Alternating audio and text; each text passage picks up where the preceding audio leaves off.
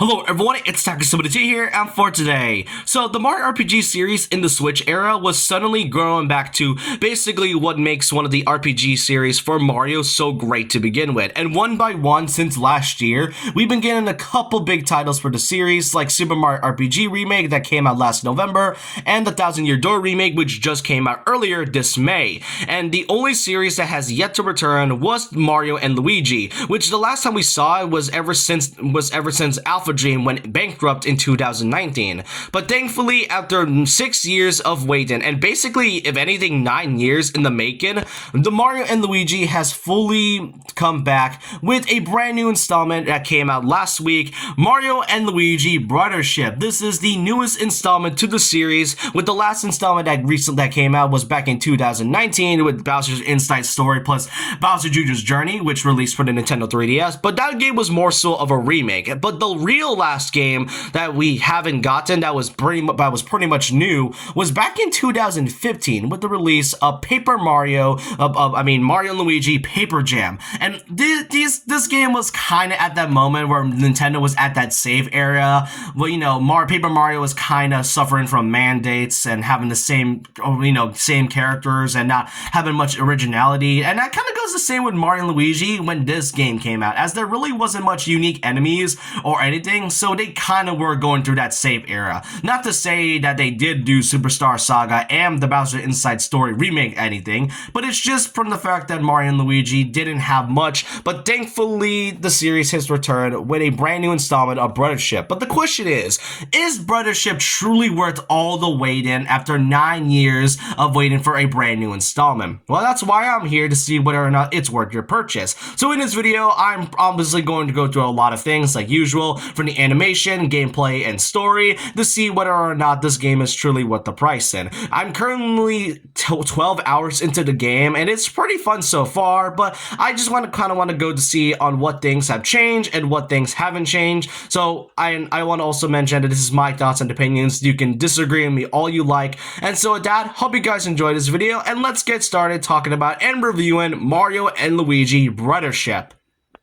So what's the story this time? Well, the game starts off with Luigi getting chased by bees. We don't know why he's getting chased by bees to begin with, but then again, it's Luigi, so of course he's likely going to get into some situations. And basically, while he's getting chased by bees, Mario saves him from falling off a cliff, and that's when the two get suddenly sent into a brand new world by the name of Concordia, where Mario and Luigi, along with some characters like Peach and Bowser, all get sent to this brand new mysterious world and are now traveling through to a land by the name of Ship-Shape Island, where they travel along with their two brand new companions. Well, one companion, one is a supporting character, that being Snoutlet, who replaces Starlet in the last title, and a character by the name of Connie, which is a Concordian. And basically, these two characters help you throughout the story. So yeah, pretty simple. And all you have to do is try to restore the land of Concordia by this game's brand new villain, Zocket, and his team of Zoc troops and all that. So yeah, pretty simple story all in all. It's pretty great, but it's cool to see Mario and Luigi going into a brand new world that we haven't really seen in a while, since I think Dream Team, if I recall.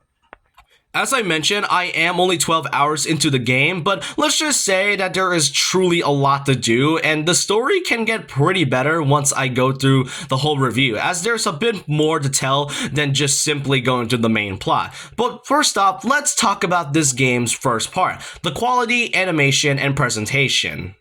Now, in terms of it, there is quite a lot to say about it, as this time, Mario and Luigi's style has fully changed for the better, really changed, whereas the artwork, as you've seen from the box art, mostly retains that same feeling of the Mario and Luigi series that we all see.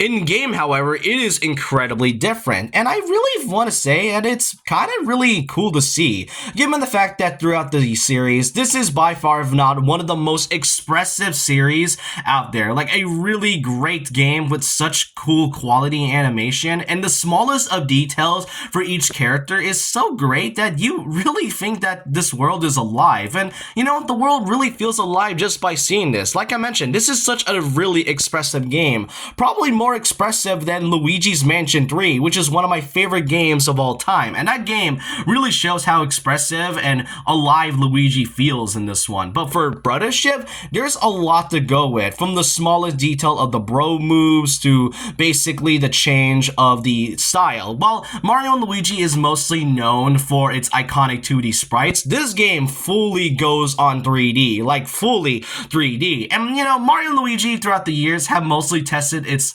capabilities in 3D. Paper Jam is a big example, and so was Dream Team. They do go into 3D at times, but it wasn't never really the main focus. It was mostly the 2D sprites. But now we got ourselves a new 3D animation style, and I'm really digging it. It is a pretty great change to what we are used to, and it really makes these characters feel more expressive than what they usually are. And it's all thanks to this game's brand new developer that is an Alpha Dream, obviously, but instead it was a developer that I feel like no one was ever expecting. Acquire. And Acquire are the same developers behind the Octopath Traveler games. That is a developer that I didn't expect them to choose. People thought it was going to be Ilka, you know, the same ones that made games like Pokemon Brilliant Diamond and Shining Pearl, and I think recently some other third-party titles like One Piece Odyssey and all that. But really, Acquire being the one developing this title is pretty surprising, and I'm pretty sure they still got some of the same members from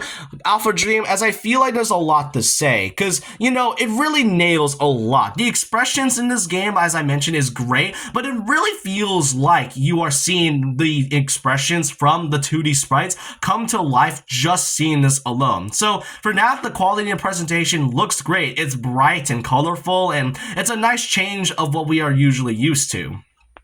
And now, what about the gameplay? The gameplay is pretty much your typical RPG. Obviously, you got Mario and Luigi taking turns and having to dodge and hit enemies one by one. It's mostly your simple RPG mechanics. You got Mario jumping, you got the hammer mechanics, and the bro moves, which you can unlock throughout the story. It's really great. So, and with the new animation, it makes the whole moves feel refreshing. However, there are a few gameplay changes to the RPG mechanics. So, first of all, instead of mostly doing the typical Mario and Luigi thing where you mostly have to jump as Mario and then jump as Luigi, it's basically like that. Instead, with the whole emphasis of the two brothers, they both do combos. Basically, it's like the bro moves, except this time it's now your regular jumping attack, which is pretty cool to see. I really didn't expect them to kind of change that up by having both brothers work together in just a simple jumping mechanic.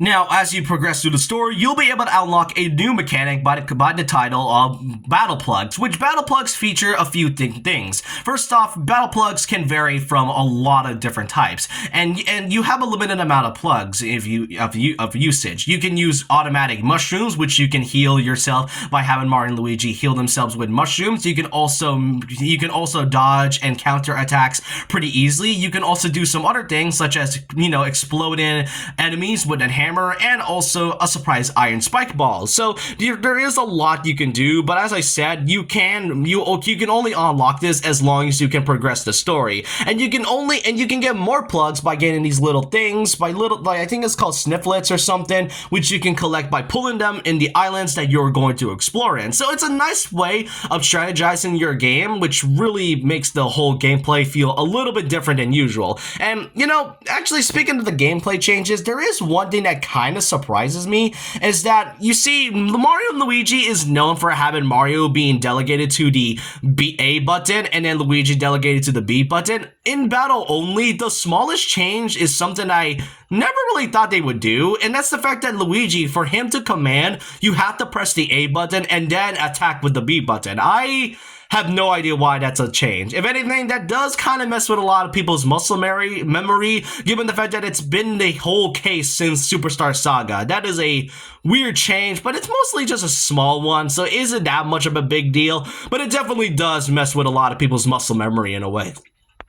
Now, obviously, as you beat enemies and bosses, you can also level up your game. However, Mario and Luigi's level up system is now different. Usually, when you level up, you mostly get to choose on which one you mostly have to choose. Like Luigi, you have to choose him for his defense and stash, and then Mario mostly had to be chosen with power and all that. But instead, the level up system has now been changed from rankings, where in every every 8 ranks, you'll be able to choose which of the new things that you can add for your stats. So it is kind of weird for them to do, given how that's also been a staple of the Mario and Luigi series. But changes are fine, and it does kind of take a bit to grind every now and then. But the level up system is pretty great, if I have to be honest, even though the change is kind of odd.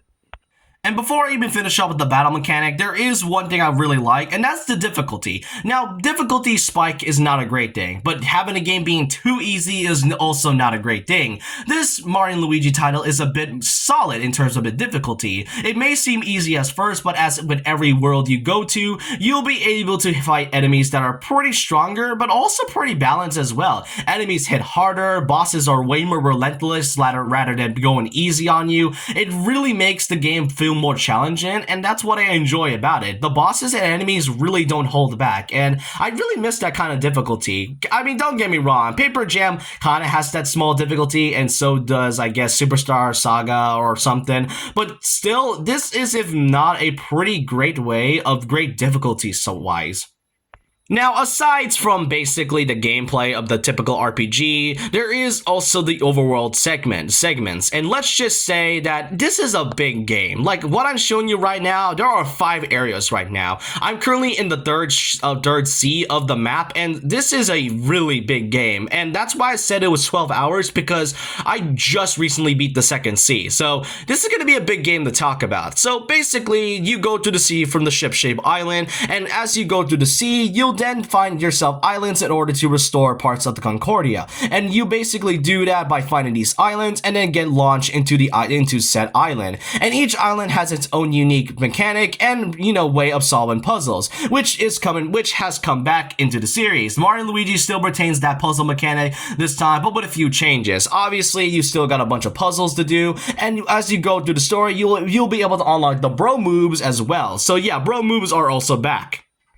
And when you go to each of these islands, you'll also be able to buy items and gear, which is pretty much typical for every installment that you're in. However, the one big part I want to talk about is a new mechanic that Luigi has, that being a title known as Luigi Logic. Basically, Luigi Logic is basically Luigi doing his Luigi things by solving puzzles into very specific situations. Like the first thing that you do is have Luigi go through the gate, and that is a pretty cool way of not only making Luigi stand out on his own, but actually have Luigi be more self-confident, as we've always known as Luigi as the scared, clumsy character that we've seen throughout the Mario franchise. So seeing Luigi become a little bit more self-confident in himself while also retaining that bit of goofiness and scared moments is still a great way, and Luigi Logic really makes him stand out the most. And then once you completed those set islands, you'll be able to go back into the ship-shaped island and then go to another island. It's pretty much a rinse and repeat. You find an island, you go through some levels, fight some enemies, solve some puzzles, meet some characters along the way, new faces and familiar faces, and go back to the ship-shaped island once you get to the top of those set island. So yeah, it is kind of repetitive as you go on, but it's still pretty enjoyable. But I can admit that it kind of can get a bit repetitive as you go through the story. And once you've gotten all 4 islands, you'll be able to go to the Great Lighthouse, to which you'll be able to fight a boss and then get to the next sea, which you can also fight bosses every once in a while, whichever island you're in, and you get to learn some of the characters along the way. Now, another big addition that they changed is the addition of side quests. Side quests was never really the focus of the Mario RPG series. I mean, it was emphasized a little bit more with the Thousand Year Door, but the Mario & Luigi RPG series specifically was never really into side quests. There are some side content you can do, but never really specifically side quests. This game changes that with the addition of those side quests. Now, the side quests are mostly not important, but it can give you some pretty funny moments moments and writing, which I want to mention, the writing in this game is pretty funny. Well, don't get me wrong, Paper Jam has some pretty funny writing, but it tends to kind of miss when they do make the joke. And the Paper Mario series is just one of those franchises that has some incredible writing, no matter how mediocre the titles they can be. But Brothership fully emphasizes on the writing, and it really what makes the original Mario and Luigi franchise so great because of the comedic moments between Mario and Luigi and the funny writing by itself, just from the side characters and also from Bowser. Side quests in this one mostly varies from, doing a fetch quest and all that, but then there's also these special side quests. These special side quests are very specific, dedicated quests which you have to do, as these are pretty limited, and if you go through the main story, you won't be able to do this side quest again, and it would effectively change the story if you don't do these immediately. I mean, you can try to not do them if you want, but I recommend doing it as it does give out a lot more story environments for certain characters, as it reveals a lot about them. Not only do these side quests give out a lot more than what it seems, but it also makes the world of Concordia feel more alive than what it is. It isn't just some random world that you're mostly going to save. It is a world that is full of different characters that you meet and have their very own personal arcs. And the special quest is pretty much showing that very, very well. Now, aside from the islands, you also solve a bunch of puzzles, and you can also find these reefs, which is just part of a side quest as well. And let's not forget, as you progress through the story, you can also do fishing. So fishing for things is a great addition, and you can also do that to sell some coins. Now, there are a few major gripes I want to talk about in terms of Brothership, and really, it isn't really much of a big deal. It's more so just minor nitpicks, but I gotta mention them just in case. The loading screens are really long. I'm not gonna lie. Loading screens aren't too bad. It mostly lasts for about 10 seconds, but I don't know why it's really that long when loading screens weren't that much of an issue in the past installments. This one lasts for about 10 seconds, and when I first boot up Brothership, the whole first loading screen lasts for about 10 seconds, and that goes with everything you do, from going to a different area of the island, to going to a different island entirely, to just doing some simple things. So it is kind of slow at times. It does kind of leave off a bad impression, but you can get used to it as time goes on. Now, as I mentioned before, Luigi's button changed from an A to the B to an A just for an action command, but that's only in battle though, so it isn't much of a minor nitpick. But like I also mentioned, it is also repetitive at times. You mostly just kind of go through island one by one, but you do get to see some funny writing moments from time to time, but it kind of does get a little bit boring once you go through it. But those are just some of the few major gripes I've had with Brothership. So overall, what do I give this installment?